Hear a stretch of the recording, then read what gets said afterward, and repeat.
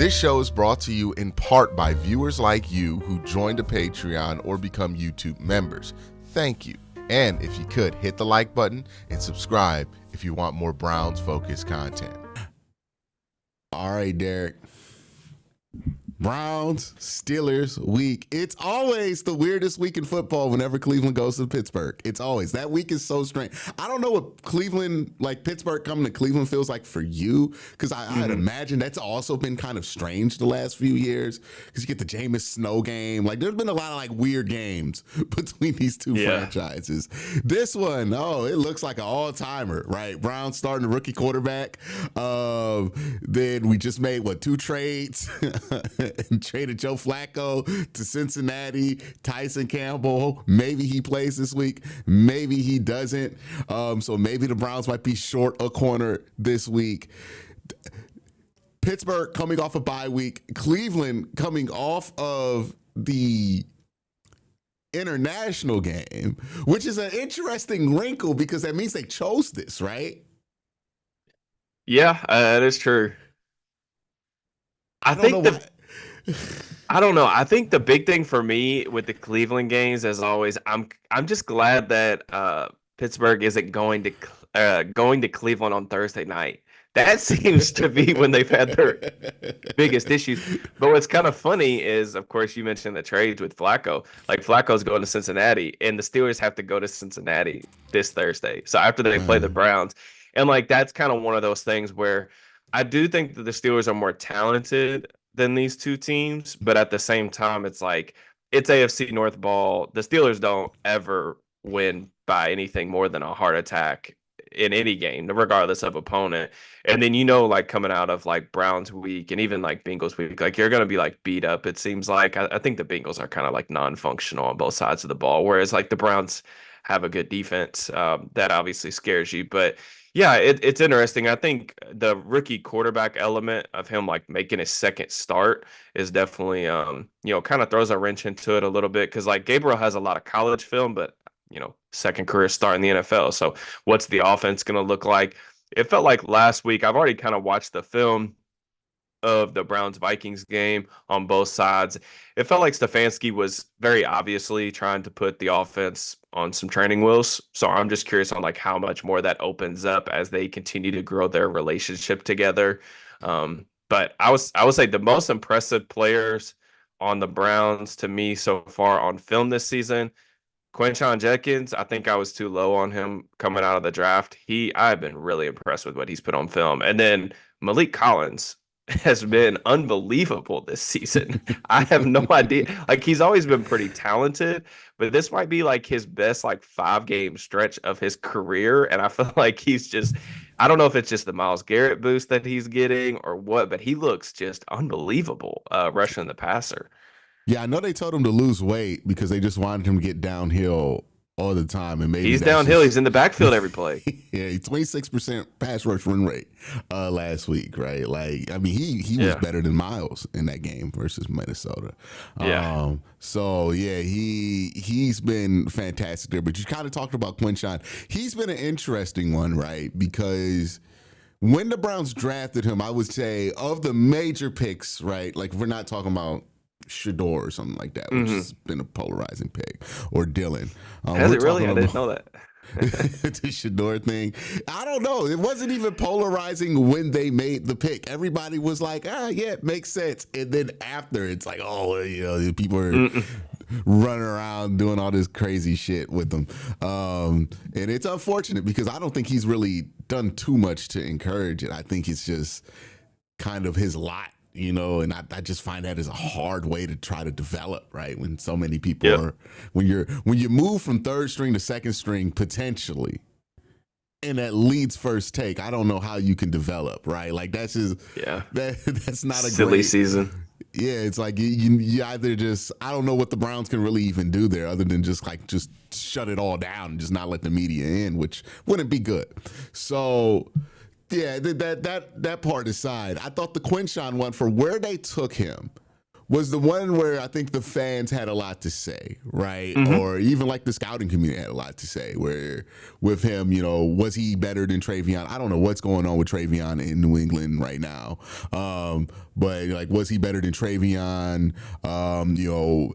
Were people kind of just falling for the high carry numbers when he was in the SEC and things like that? Also, like the breakaway speed, right? I think that clip against Notre Dame got used against him a lot. He did mention though, he was like, "Hey, I ran a 50-yard wheel route earlier, like just to like clear out Hmm. something, and then I came back, they ran the ball, and then that play happened, which makes that make a lot more sense. And he's 220 pounds; it's just hard to run fast Right. when you're that big.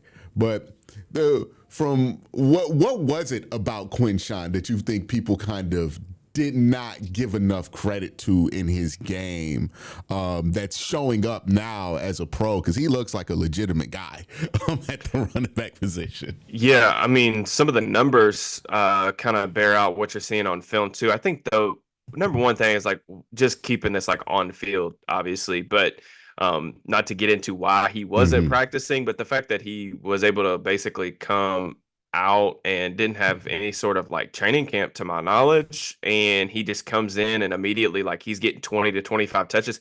We don't see guys get that amount of touches. You know what I'm saying? Like it's just like the fact that he's coming in that well conditioned was nice. I would say for Judkins, one of the things that I think the breakaway speed was one of them.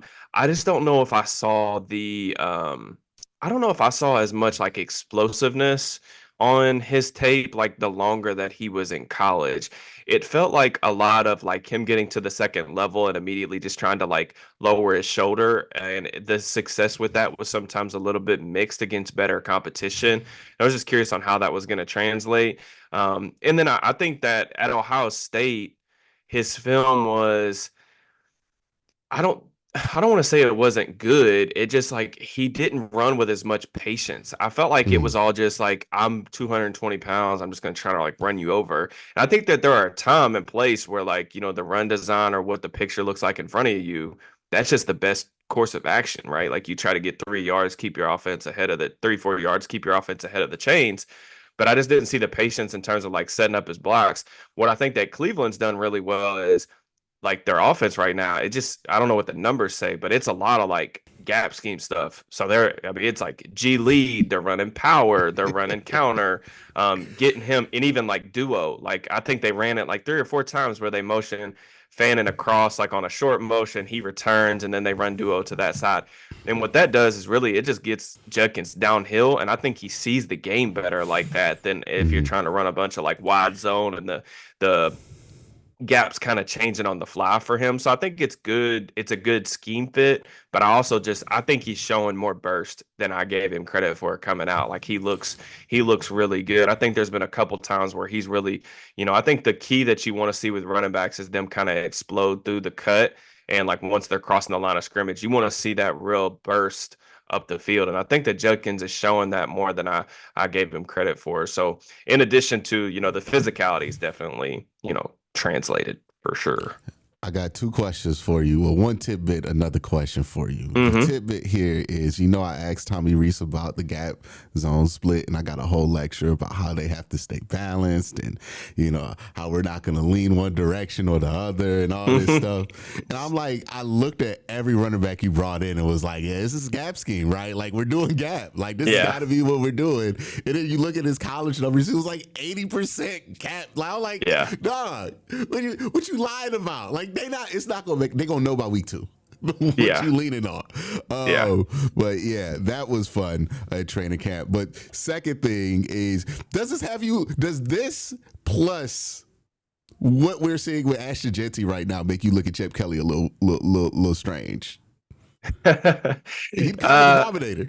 Like, yeah, I think with the college scheme, it is interesting because I think the NFL, like you mentioned, just more offensive coordinators like leaning into like we're seeing like more gap stuff, and I think that is just like the cyclical nature of football. mm-hmm, And that's actually been like one of my biggest hangups with Arthur Smith as an OC is it's been just so siloed in the wide zone and boot world. And I just think that it's so much more difficult to defend like when you do have a balance of can you run to the perimeter? Can you run, in between the tackles? And, when it's really difficult, especially for the second level defenders to handle when you are, changing the track of the offensive lineman. So if the angle of departure is different for the offensive lineman, it's really difficult for those guys to get a beat and try to get up the field. It makes it taxing from a block recognition standpoint.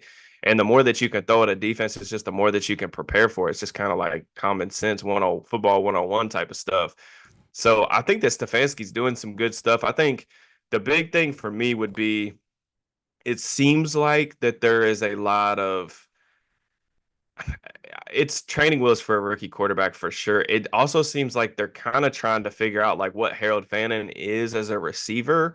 Like Hmm. it's kind of strange seeing a team other than the Steelers who don't have wide receivers, and I guess maybe this is the problem that the Browns are running into as well. But it's strange to me when it's like, third and long and they're running out like a guy in a 44 jersey to run like a Yeah. like a speed out. You know what I'm saying? It's like, I don't. Is this Even what we when want to they're do? empty, they're in 12, right? They're always in 12. It is Like, kind of it's strange to see, but yeah.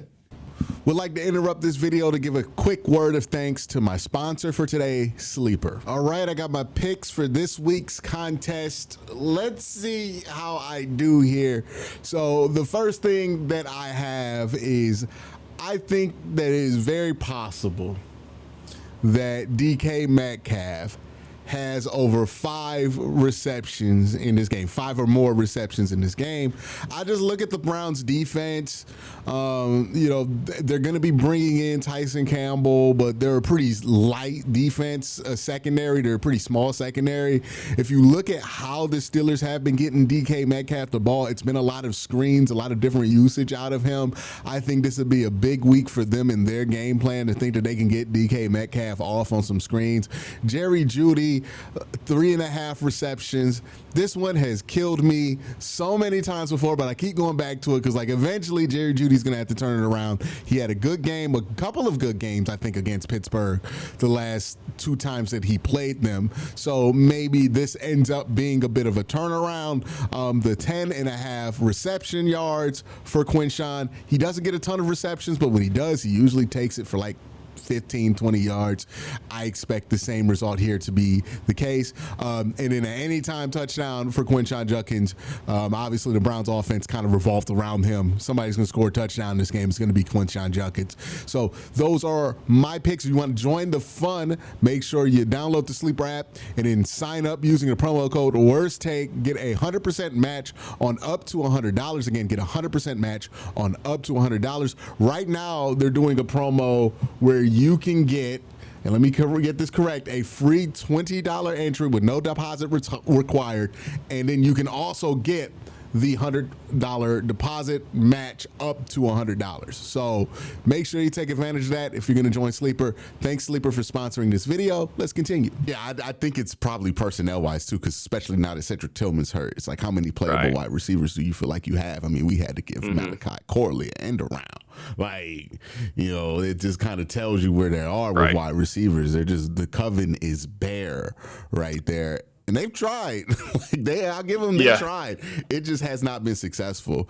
But yeah, so we know that the Browns offense probably not the biggest concern for the Pittsburgh Steelers, right? The Browns haven't scored over 17 points in a very long time. Starting rookie quarterback, Quinshon Judkins should be able to do some damage there, but you think you can mitigate that damage as long as you can have some success in the secondary. When you're the Steelers offense, you're looking at this defense where the bulk of this fight is going to happen, right? That's just where this is going to go down. What concerns you about this matchup for Pittsburgh, and where do you think Pittsburgh expects to win in this matchup? Yeah, I mean, the number one concern is keeping Myles Garrett out of the backfield.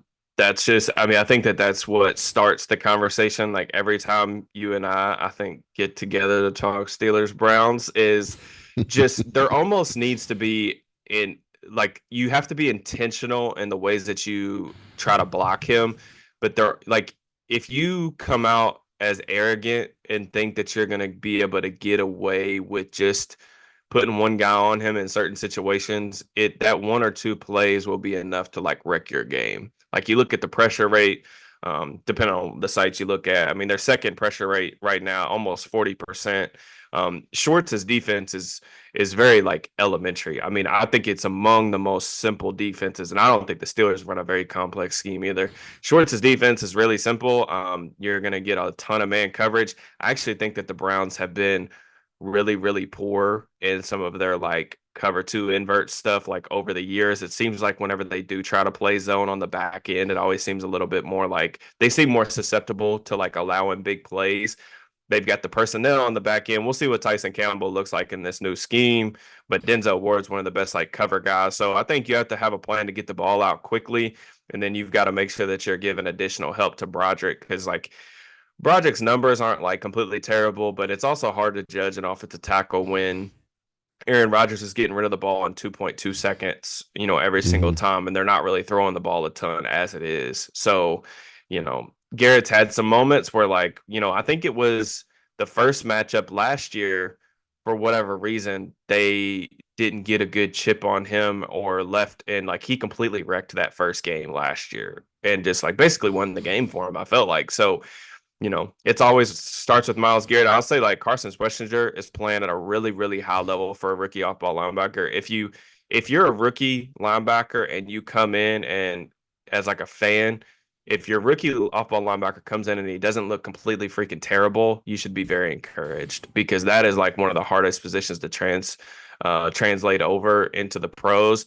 And I think that like his speed and athleticism is like very, very real. But I actually think like his feel and coverage has been pretty impressive too. So they've kind of got guys at every different level. I think the one thing that I would say on film is just, the zone coverage stuff. I think that their spacing and zone coverage is a little bit wonky. And then just the attacking, like I've always thought that like Devin Bush is a guy that you can run at. I know he's been better in Cleveland than he was probably in Seattle or Pittsburgh. And then that nickel corner spot seems like somewhere that they may try to like move DK because they've been doing that a little bit more, moving DK around the formation and trying to get him in the slot. So we'll see. Like, I don't know. Do you think that Ward is going to follow Metcalf? I know he normally plays on the left side, right? Yeah, he didn't The follow defensive left side. Jefferson. He He did? follows. He Okay. didn't. So he didn't follow Okay. Jefferson, but he does follow Jamar, right? So I don't And Jamar know, plays but a lot in the slot. yeah. So I don't know if they like it's week to week, depending on what they feel like is going to happen or how Yeah. much trust they have in some of the other matchups. I don't know how Tyson Campbell probably being limited snaps this week, right? Like plays into that because you're going to have to play like Dom Jones and shit. I don't know if you want to run the risk of like, oh yeah, that's Dom Jones. Hey, that's DK Metcalf. Like, you might Right. just want to just entirely avoid that and say, hey, okay, Denzel get in there. But I can understand the risk of doing that is if Denzel goes down, you have nobody you can sub into that game plan with, Yeah. and it's going to completely break everything you game plan for. So I don't know. It's kind of risky either way, right? So they're just going to have to pick their poison this week and kind of live with it. Also, do you want Denzel consistently tackling DK when he's dealt with concussions? And Yeah. he's been much less physical this year than he's been in his career, right? Yeah. So And that's the other thing with like how they're like the Steelers offense. I don't think that Browns fans have probably spent too much time watching the Steelers offense this year because it hasn't been like a fun watch for the most part, but it's a lot of dink and dunk. So Rodgers, like he's averaging like 5.1 air yards per attempt, and like that would be the lowest in like the PFF era. So it's a lot of screens, it's a lot of slants. So the usage of DK has been a lot different than like what it has been over the course of his career. So I think that'll be something to kind of keep an eye on. You mentioned like the tackling element. That was something that I kind of highlighted as well because DK's been really, really good after the catch. He's leading all receivers in yards after catch so far this season. So by a healthy margin. So yeah, and tackling from our secondary, it hasn't been great this year. There's usually an area where they try to thrive at. And great. So with the Browns defense, I think you're saying you're going to attack like Devin Bush. You're going to try to see what that other corner situation is on, kind of see if you can get him into his zone. Does Pittsburgh do a lot of that misdirection? Because like that's been kicking our ass, that misdirection stuff. Do you think you're going to get a lot of that from them? they haven't really done as much like boot like wide zone and boot stuff with Rodgers, the play action stuff since week one hasn't been like super effective. I mean, Mhm. really what the Steelers have done is it feels like on like early downs, it's a lot of like Arthur Smith's offense where you're still getting a lot of like zone. It was a little bit different last week where they kind of introduced some like jumbo packages where they got real heavy, and that was just kind of I think a Brian Flores type of game plan more than anything else. But first down, it's mostly like under center stuff, and then it seems like the passing down stuff is like what Rodgers really likes in terms of like his staples, right? Like if you've ever watched Rodgers, like he's still running the same stuff he liked to do in Green Bay like 10 years Mhm. ago. It's like triple slant, stick, four verts, like that. That's literally what it is. So you kind of know what you're gonna get a little bit. There's not like a ton of like motion in the offense in terms of like misdirection where they're, causing the linebackers' eyes to go every which way. That's really not what it is. I think the Steelers are really just heavily reliant on yards at the catch, and they've got a couple guys who have been really, really good in the open field that are difficult to get down, like Jalen Warren, who didn't play before the bye, but I think he's been really good after the catch this year, and then DK really. All right. Well, Derek, thank you for being on. Want to appreciate Yep. you for giving us your time here. Where can people find you if they want to hear more from you? Yeah, you can follow me on Twitter and YouTube at Steelers_DB. Like I said, Steelers content, NFL draft content. I also dabble with the NFL, try to keep my ears low, as far as what's going around. So I'm not.